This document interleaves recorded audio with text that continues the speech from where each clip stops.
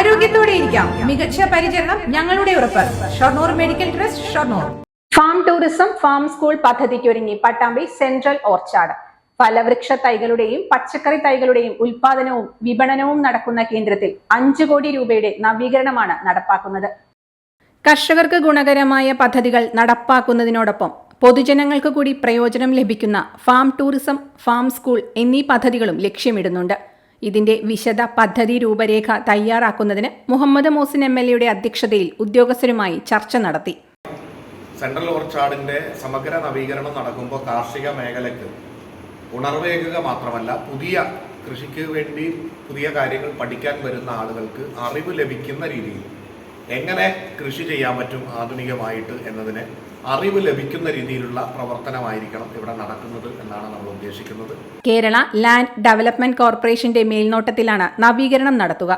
കേന്ദ്ര ഓർച്ചാർഡിൽ ഫലവൃക്ഷ തൈകളുടെയും പച്ചക്കറി തൈകളുടെയും ഉൽപാദനവും വിപണനവുമാണ് പ്രധാനമായും നടക്കുന്നത്. 25 ഏക്കറോളം വരുന്ന സ്ഥലത്താണ് പ്രവർത്തനങ്ങൾ നടക്കുന്നത്. വ്യത്യസ്ത ഇനം ഫലവൃക്ഷ തൈകൾക്കും മറ്റുമായി സമീപ ജില്ലകളിൽ നിന്നുമുള്ളവരും ഇവിടെ എത്തുന്നുണ്ട്. തൈ ഉൽപാദനത്തോടൊപ്പം മൂല്യവർദ്ധിത ഉൽപ്പന്നങ്ങൾ തയ്യാറാക്കുന്നതിനാവശ്യമായ പദ്ധതികളും നടപ്പാക്കാനാണ് തീരുമാനം. Navakerala electronics branch, 2nd floor, Koppans outlet mall, main road, Shoranur.